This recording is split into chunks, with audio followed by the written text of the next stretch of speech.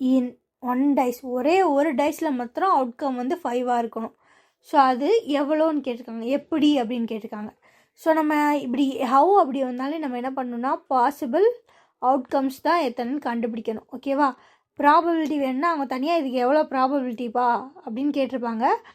இங்கே ஹவு கேட்டிருக்காங்க. So possible outcomes தான் கண்டுபிடிக்க போகிறோம். பண்ணலாமா? ஓகே, ஒரு டைஸ் இருக்குது, 3 டைஸ் இருக்குது. ஓகேவா? இப்படி எழுதிக்கலாம்.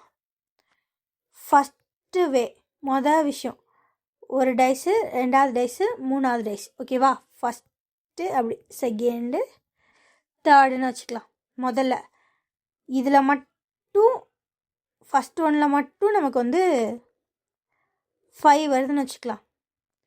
மற்ற ரெண்டுலேயும் எத்தனை நம்பர் என்ன நம்பர் வேணால் வந்துட்டு போகுது.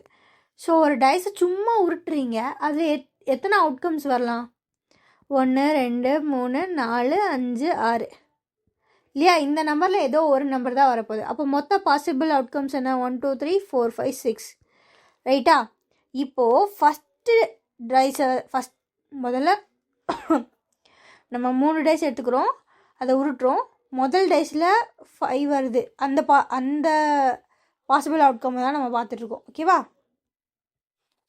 அப்போது இங்கே என்ன நம்பர் தான், எத்தனை பாசிபிள் அவுட்கம் தான் இருக்கும்?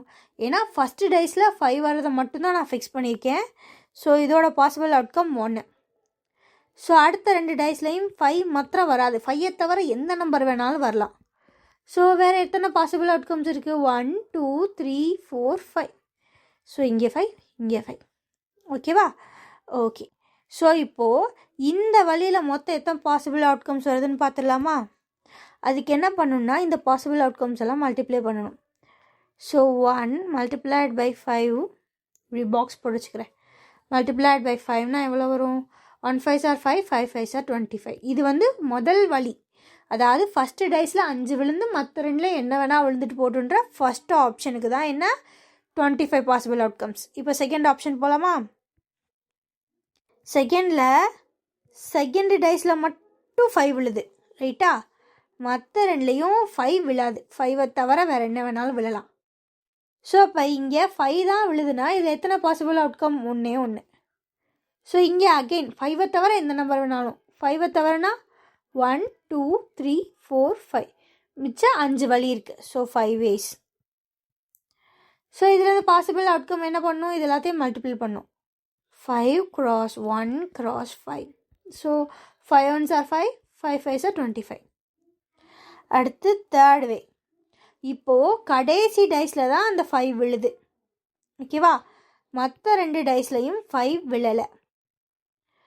மொத்தம் ஒரு டைஸ்னால் 6 நம்பர்ஸ் இருக்கும் இல்லையா? இந்த 6 நம்பர்ஸில் தேர்ட் டைஸில் மட்டும் என்ன விழுதாமா? 5 விழுதாமா. ஓகேவா? அப்போ இதோட பாசிபிள் அவுட்கம் என்ன? 1. மற்ற 2 பேர்லேயும் 5 விழாது. அப்போ என்ன பாசிபிள் அவுட்கம்ஸ்? 1 2 3 4 5. 5ல் எது வேணால் விழலாம். ஸோ 5. ஸோ இதோட பாசிபிள் அவுட்கம் எப்படி கால்குலேட் பண்ணுறது? இவங்க எல்லாரையும் மல்டிப்ளை பண்ணிடணும். 5 cross 5 into 1.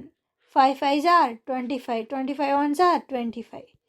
ஸோ அப்போது இந்த 3 வழியிலையும் எத்தனை பாசிபிள் அவுட்கம்ஸ் இருக்குது? ஃபஸ்ட்டு இதில் 25, செகண்டில் 25, தேர்டில் 25. அப்போ மொத்தமான 25 + 25 + 25.